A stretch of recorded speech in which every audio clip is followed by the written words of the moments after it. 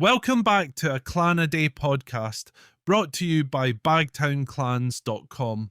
I'm your host, Colin MacDonald, and today we're diving into the rich and intricate history of Clan Crawford, a clan with deep ties to Scotland's Lowlands and a legacy intertwined with Scottish and Norman nobility. Though they may no longer have a recognised chief, the Crawfords remain an armigerous clan with a proud history spanning centuries. So let's begin our journey into the story of Clan Crawford.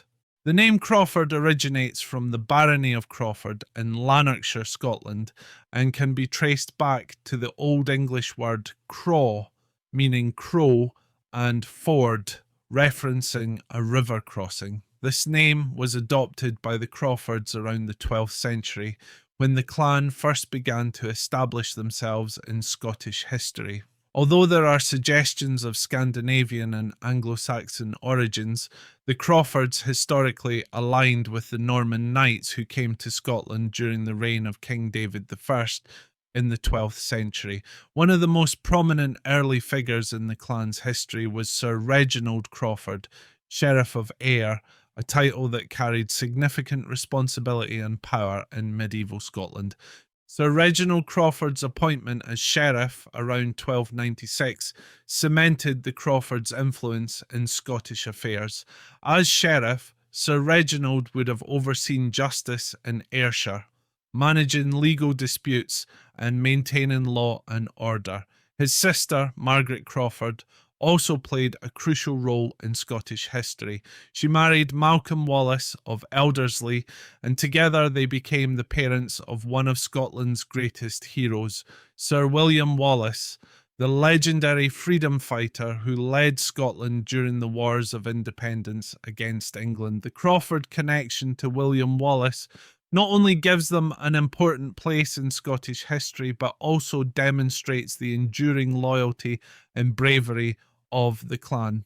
In the 14th century, the Crawfords further cemented their prominence with the granting of lands.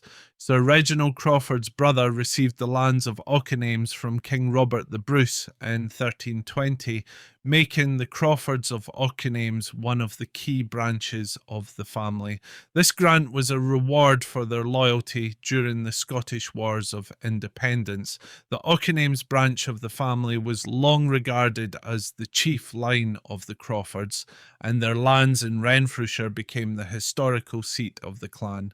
The Crawfords were also known for their military prowess. Throughout the 15th and 16th centuries, various members of the clan distinguished themselves in battle. One such figure was Sir William Crawford, knighted by King James of Scotland.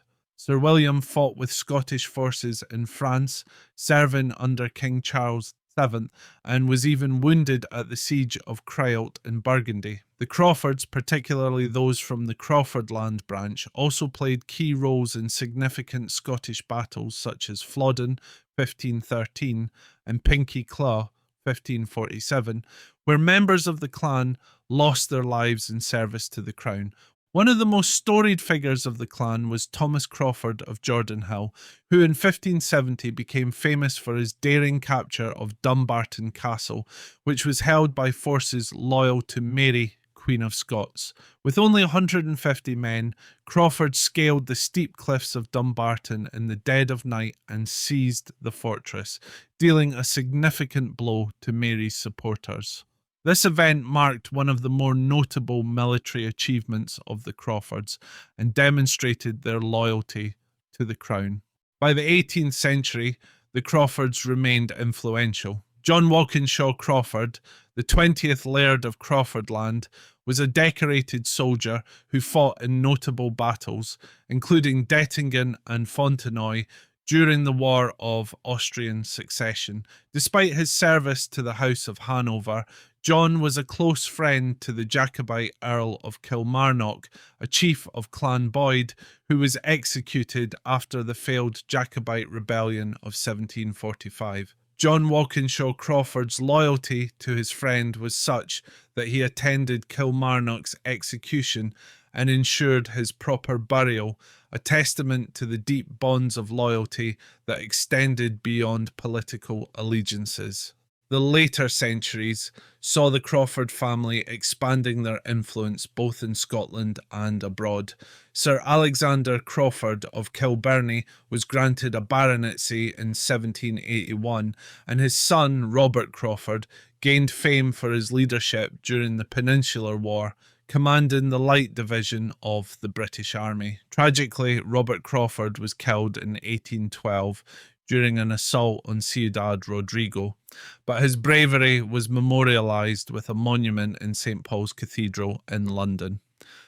As we move into more recent history, the fortunes of the Crawford clan began to wane. The last chief of the Auchinames line, Hugh Ronald George Crawford, sold the family estates in the early 20th century and emigrated to Canada, where he passed away in 1942, leaving no male heirs. With his death, Clan Crawford became an armigerous clan, meaning they no longer have a chief. Nevertheless, the legacy of the Crawfords continues through the Clan Crawford Association and the many descendants of this storied family across the world.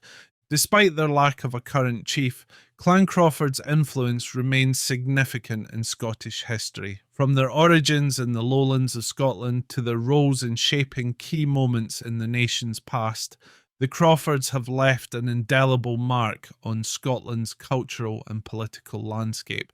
Their bravery, loyalty, and strong connections to figures like William Wallace ensure that Clan Crawford will always be remembered as a vital part of Scotland's rich heritage. Thank you for joining me on this exploration of Clan Crawford's history.